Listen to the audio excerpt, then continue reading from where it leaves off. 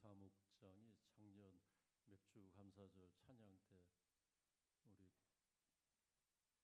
그건 무슨 상이죠? 그게 우수상이라고 그래야 되나요? 우리 최우수. 오늘 사목장 오늘도 귀한 찬양 감사합니다. 올해는 또 여성 팔목장이 약진을 했어요. 언제 그렇게 연습을 했는지. 근데 올해는 우리 강 목장에서 정말 찬양을 아주 지난해 한 해 한 해 정말 주님 앞에 한 걸음 한 걸음 가까이 가는 게 보입니다.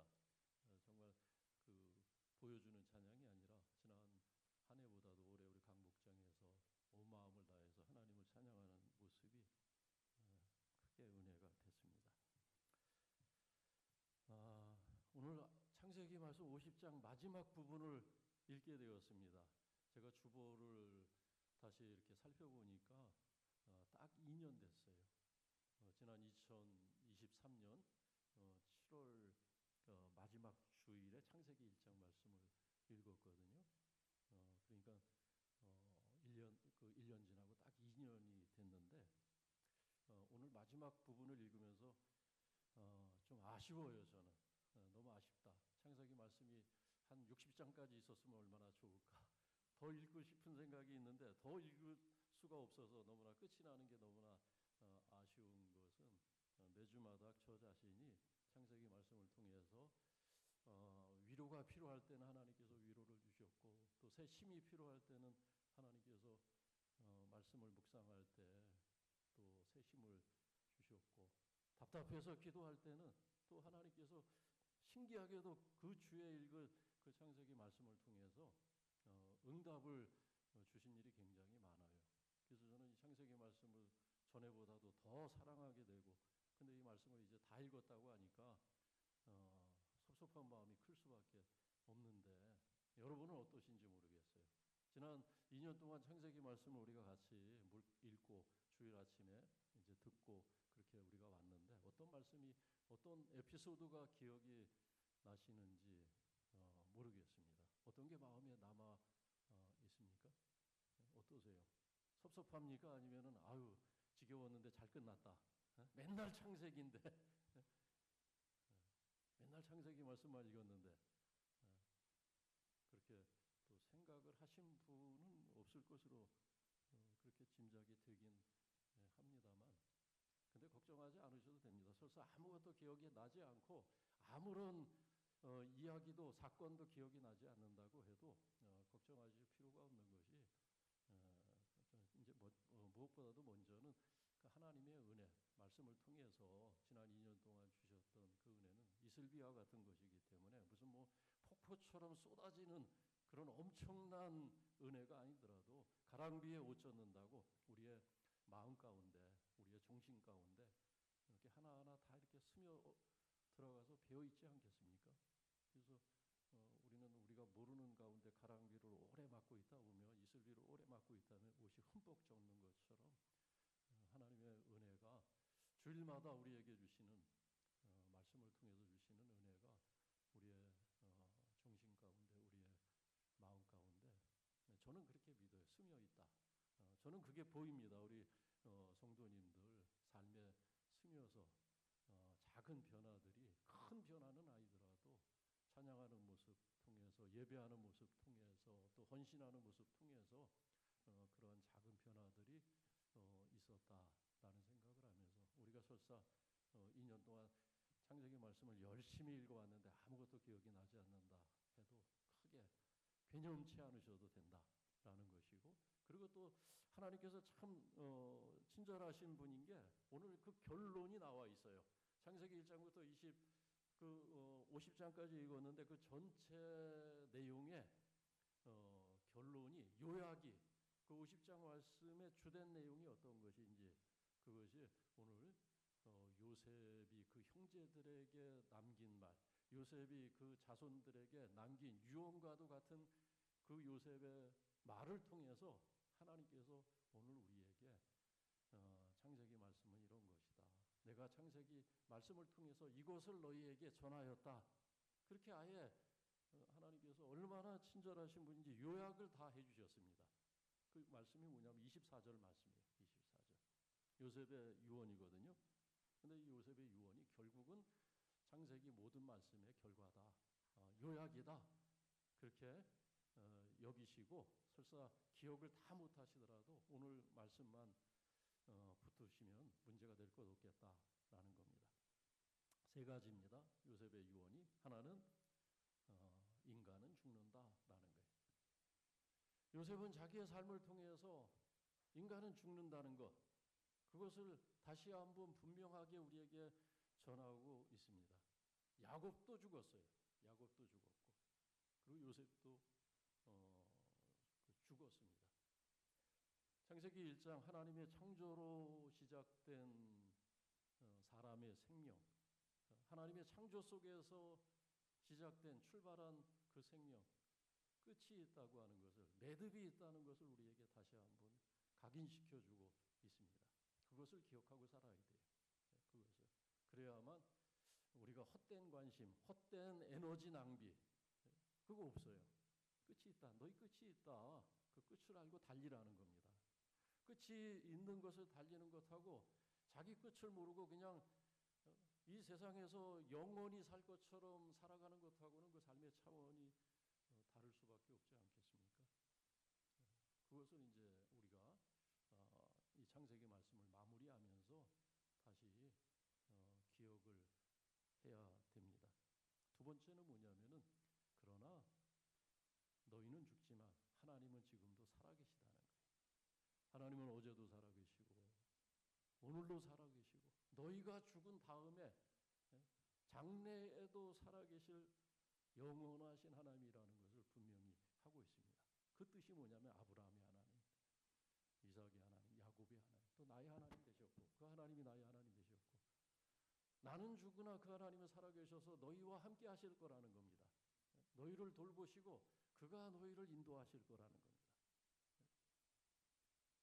그래서 그것을 알라는 거예요. 하나님은 죽지 않는다. 그것을 말씀하고 있습니다. 그리고 또 하나는 너희가 이 세상에 살지만 너희가 애굽에서 살지만 너희는 애굽 백성이 아니라는 겁니다. 너희는 하나님의 백성이고 너희가 돌아갈 때를 품고 살라는 거예요. 가나안 땅을 품고 살라는 겁니다. 가나안 땅을 품고 살라는. 가나안 땅은 뭡니까? 그것은 하나님의 나라예요. 너희는 이 세상에 살지만 하나님의 나라를 가슴에 품고 살라는 겁니다. 그래야 길을 잃지 않을 수가 있다. 그래야 너희가 고민이 되고 무거운 짐을 어깨에 짊어지고 휘청거리고 지칠 때 그래야 답을 얻을 수 있다. 그래야 피할 길을 얻을 수 있다. 그래서 애굽 백성으로 살지 말라고 하는 것. 하나님의 나라를 바라보면서 그 하나님의 나라를 품고 살라고 하는 것이 오늘 요셉의 유언이었습니다. 그 하나님께서 너희를 약속하신 그 땅으로 가나안 땅으로 돌이키실 것이고 그리고 요셉 자신도 나도 그것을 믿는다.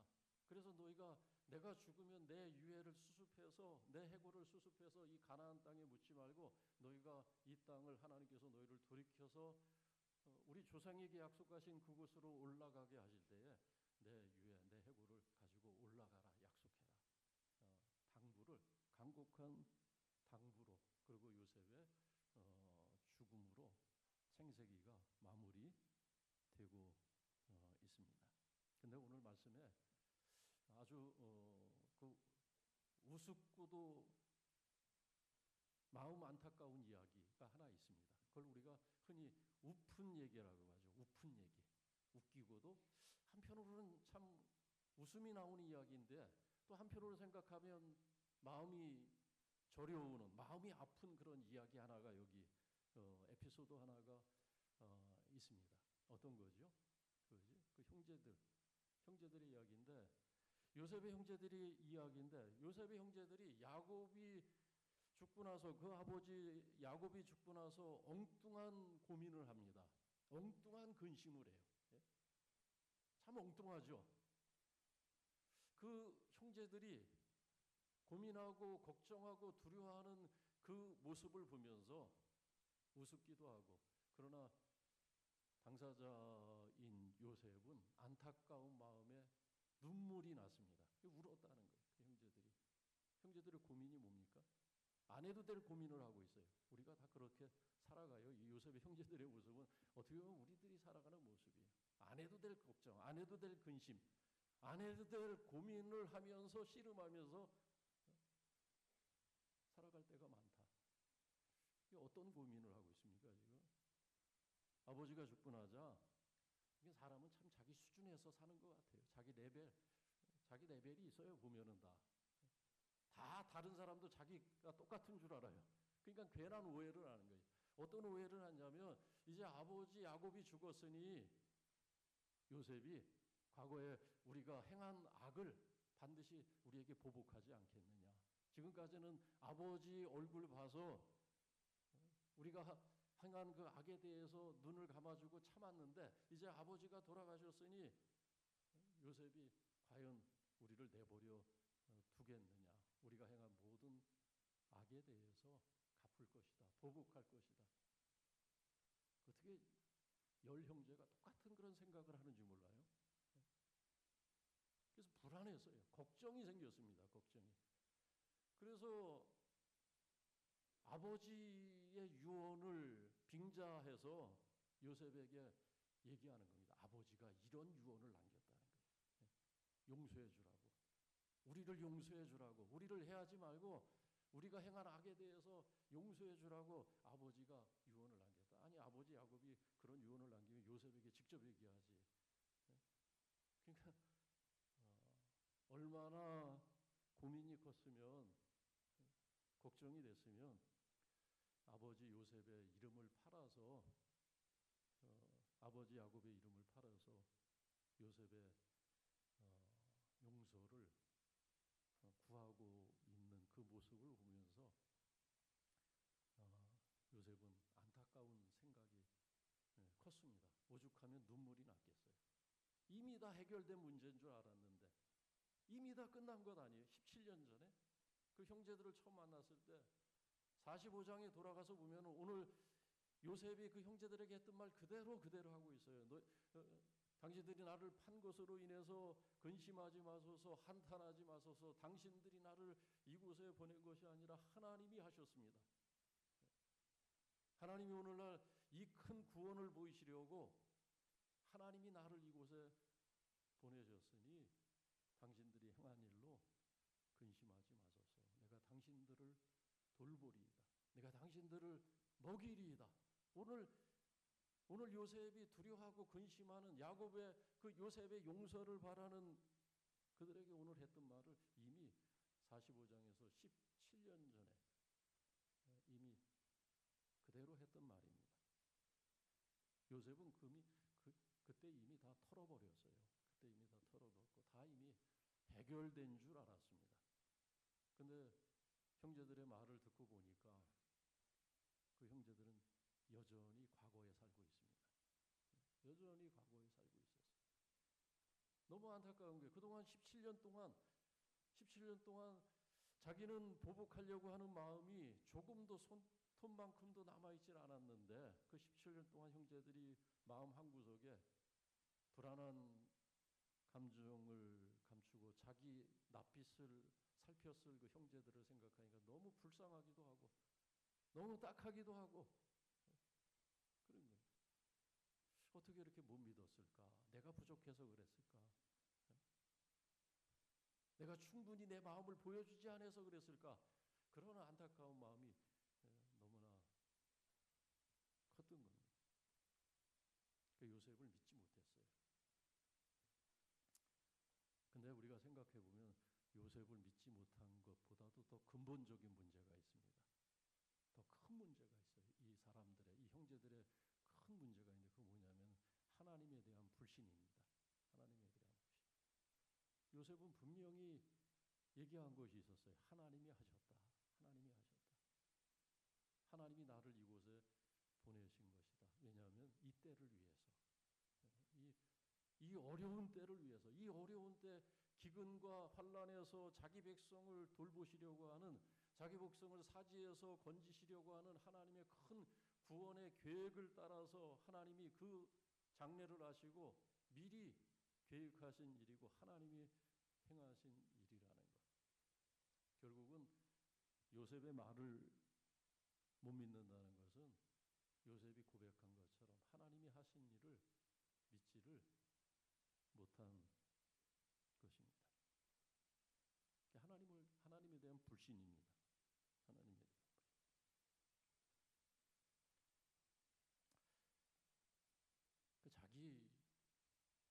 자기 수준에서 다른 사람을 생각하고 자기가 생각하는 대로 자기가 믿는 대로 다른 사람도 그럴 것이다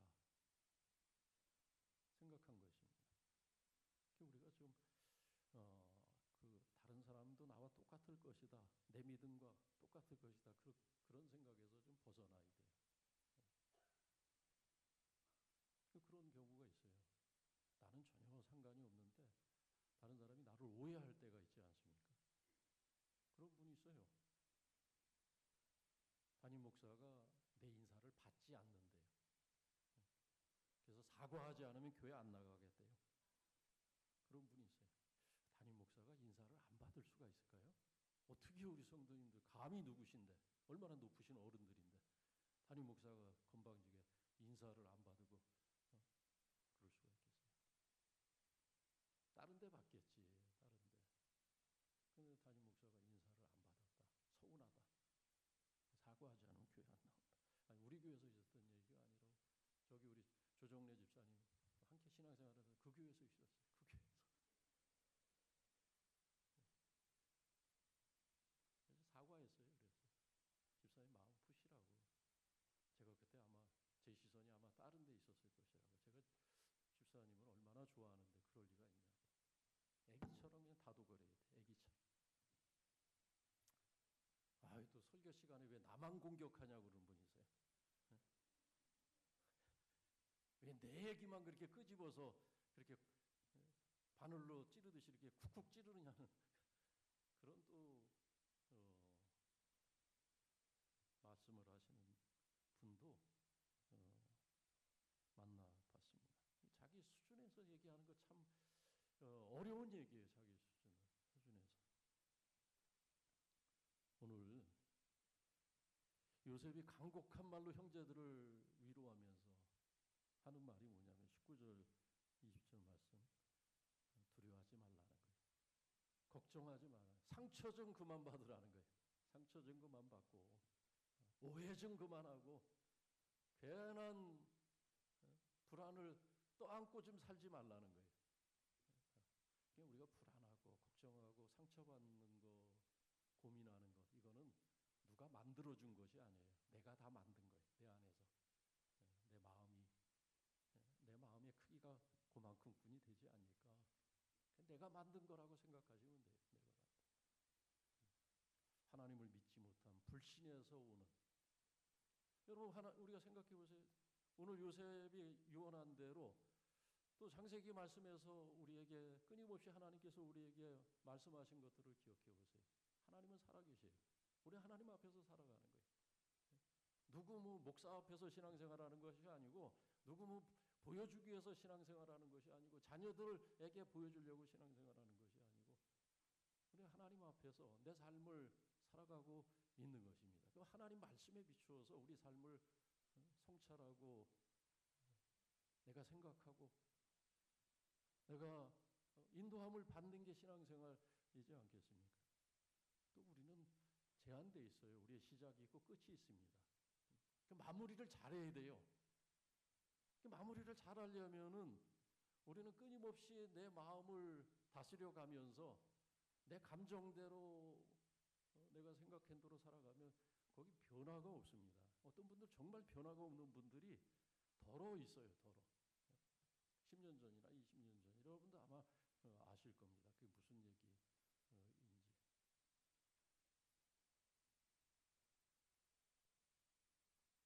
그러니까 내가 만든 거예요. 지금 내가 불안도 그렇고 걱정도 그렇고.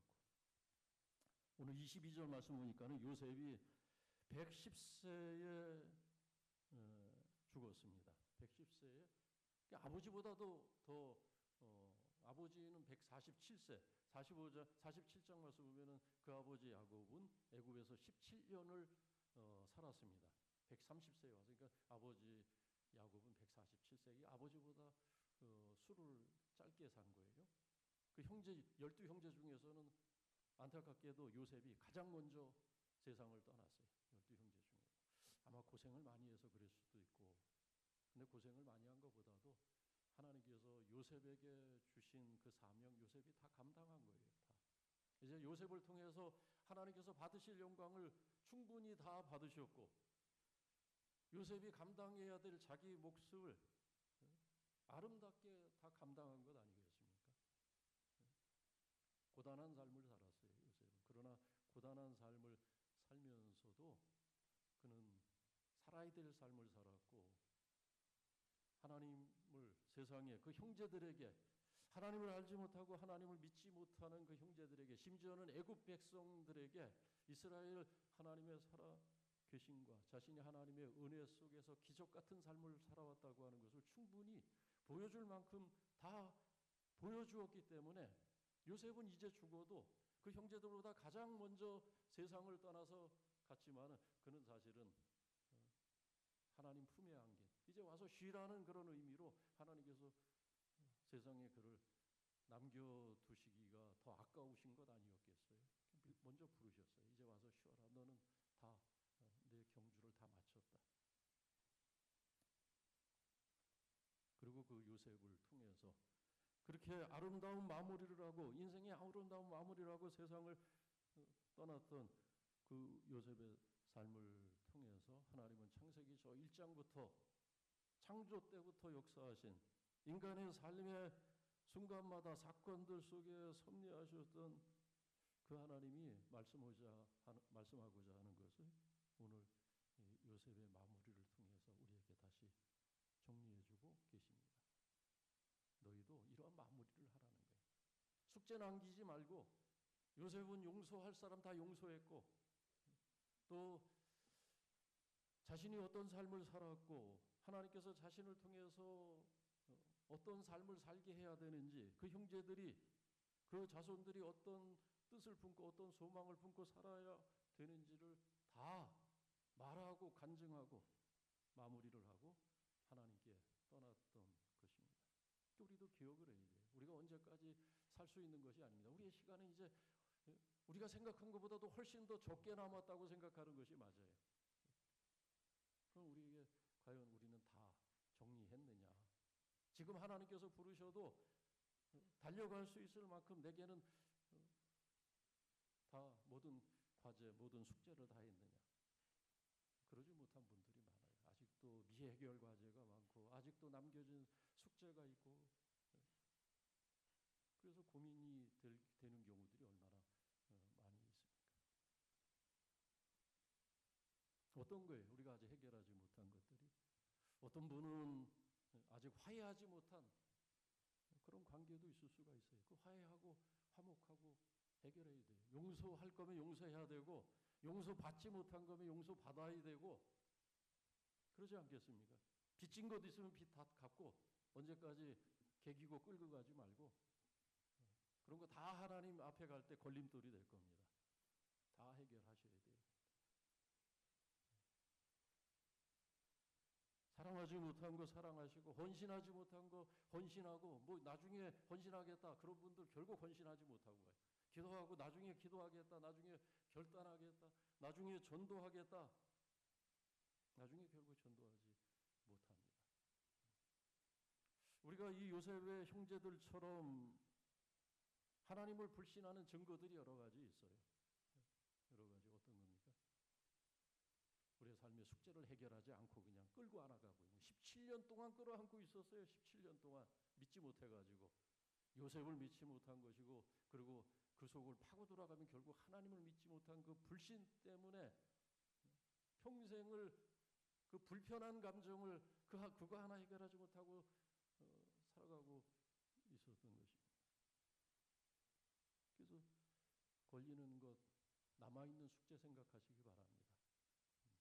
용서하지 못한 거, 사랑하지 못한 거, 전도하지 못한 거, 남편 전도하지 못한 거, 아내 전도하지 못한 거, 자녀들 전도하지 못한 거. 왜 전도를 못합니까? 믿지 않아서 그래요. 사실은 우리 남편은 뭐 교회 다닐 사람이다, 우리 아내는 교회 다닐 사람이 아니다, 우리 자녀들은 교회 쪽은 아니다.